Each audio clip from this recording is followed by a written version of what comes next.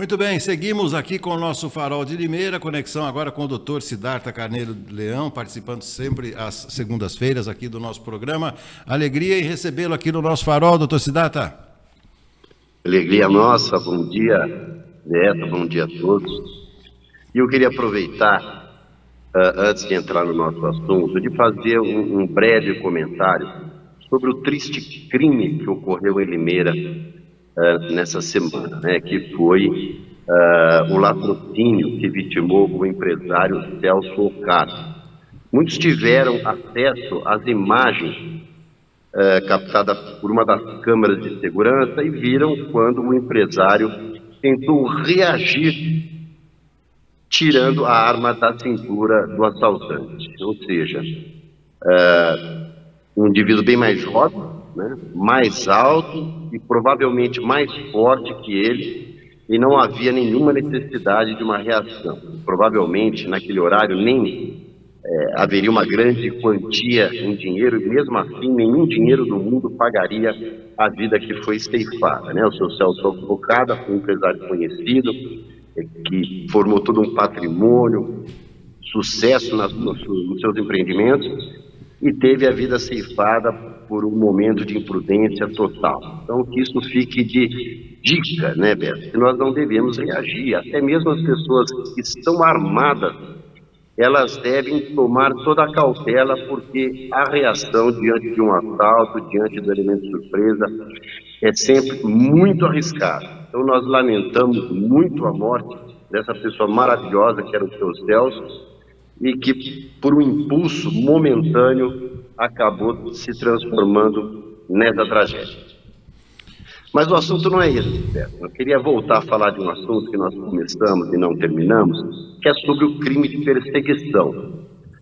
É um novo tipo penal que foi editado agora no dia 31 de março deste ano, ou seja, a conduta de perseguição, ela era tratada de uma forma muito branda, e era através de um dispositivo contravencional, que era o artigo 75 da Lei de Contravenções Penais, perturbação da tranquilidade. Então, ali tinha uma pena quase que nula, de uma forma extremamente branda, e a impunidade permanecia nesses casos de perseguição. Então, essa conduta foi criminalizada, ela está no artigo 147, letra A do Código Penal, e tem algumas particularidades, né? Não é qualquer perseguição eventual, mas é preciso que seja feito de forma reiterada, de alguma forma ameaçando a integridade física ou psicológica da pessoa e restringindo a sua liberdade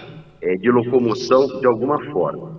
E o que chamou também a atenção, no mês passado nós tivemos uma policial civil presa por esse crime, uma policial civil do Distrito Federal, e ela tinha esse hábito realmente de perseguir. Ela já era reincidente, parece que em 3 casos anteriores, e ela perseguia, incomodava e fazia todo aquele jogo emocional e fazia essas pessoas evidentemente sofrerem com isso. E chamou a atenção não só pelo fato de ser mulher, porque normalmente o autor desse tipo de crime é o homem, né, do sexo masculino, e aí, nesse caso foi o contrário. E além disso, uma policial civil. Então isso nos chamou muita atenção. As pessoas agora, elas têm que se preocupar com isso e tomar muito cuidado, porque a perseguição ela é conhecida como crime de stalking, mas pode ser também o cyberstalking, que é pela internet, pelas redes sociais, onde ainda as provas ficam mais fáceis, né? Esse tipo de situação, ela é comum e é uma novidade que as pessoas têm que saber. Já tem uma pena mais severa, principalmente quando entrar naquelas questões das mulheres, como é no caso do feminicídio, por exemplo, né? Mas envolvendo violência doméstica e familiar e menosprezo ou discriminação à condição de mulher. Então, a pessoa que tiver esse tipo de comportamento hoje vai responder pelo crime de perseguição.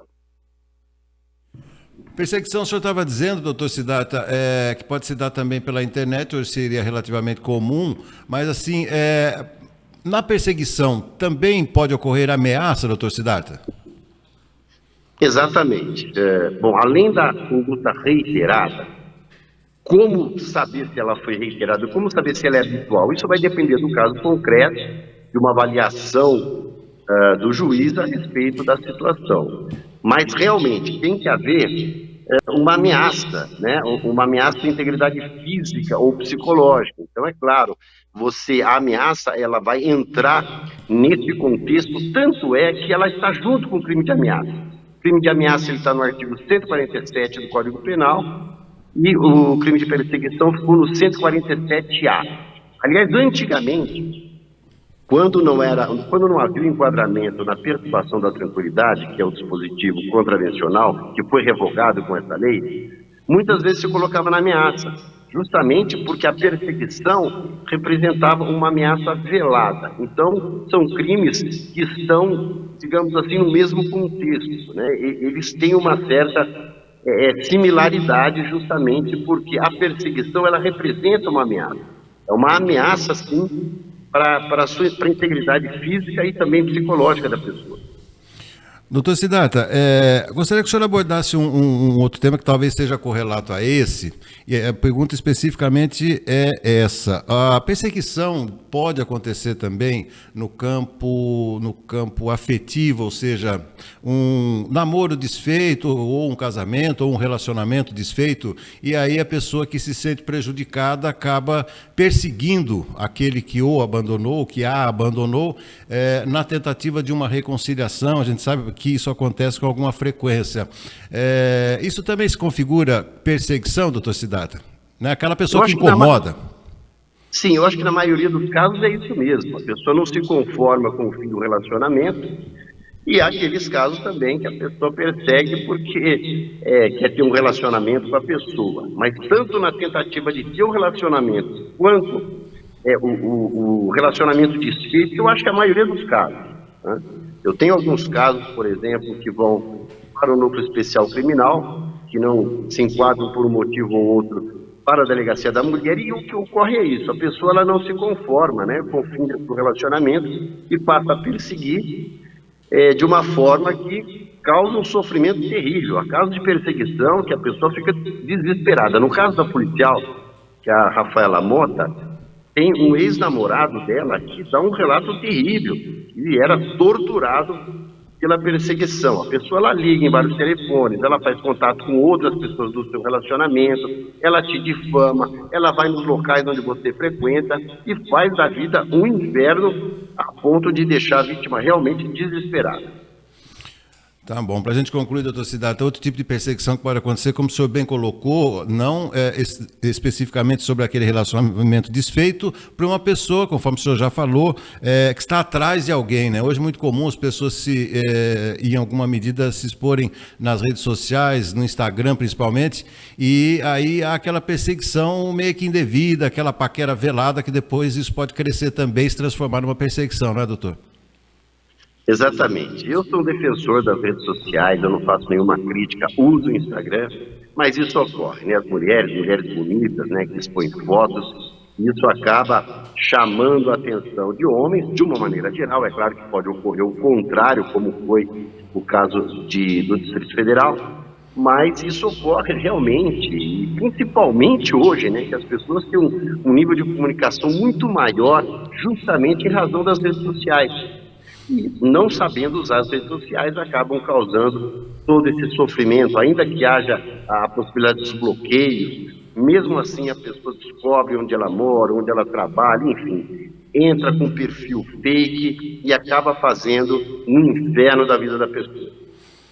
O senhor tocou num ponto que eu não posso deixar de encerrar a nossa entrevista, o nosso bate-papo, sem que o senhor fale algo a respeito, que é o perfil fake. Ou seja, mesmo com perfil fake, essa pessoa pode ser identificada, né, doutor? Com certeza. O problema, Beto, é que o volume de trabalho na polícia é muito grande. E esse trabalho exige um serviço de inteligência, né? Aliás, seria um outro tema interessante para esse programa, porque nem toda unidade dispõe de um setor de inteligência. A inteligência, ela trabalha, ela precisa de tempo e trabalha normalmente com crimes mais graves. Então, não é para qualquer crime. Nós não podemos, a polícia não tem estrutura, por exemplo, dentro de uma enormidade de problemas relacionados à internet, por exemplo, dispor do serviço de inteligência por um fato que não tenha tanta gravidade. Não que não seja importante para a vítima, mas é que o serviço de inteligência, por ser um serviço mais técnico, demorado, ele normalmente irá direcionado a trabalhos mais graves, né, mais complexos. Mas, com certeza, existe sim a possibilidade de identificação, e eu posso dizer que hoje a preocupação da Polícia Civil, Polícia Judiciária, da Polícia Federal também, é cada vez mais desenvolver o serviço de inteligência. Isso é o dia a dia da polícia. Em São Paulo, de Paul, sempre trabalhando hoje no serviço de inteligência, e é claro que dispomos de meios, sim, para identificar o dono, né, daquele perfil fake. Doutor Siddhartha Carneiro Leão, muito obrigado aí mais uma vez pela contribuição importantíssima aqui no nosso Farol de Limeira. Um ótimo feriado amanhã, uma ótima sequência da semana. Até segunda que vem, doutor. Até segunda que vem. Obrigado, bom dia a todos. Muito obrigado.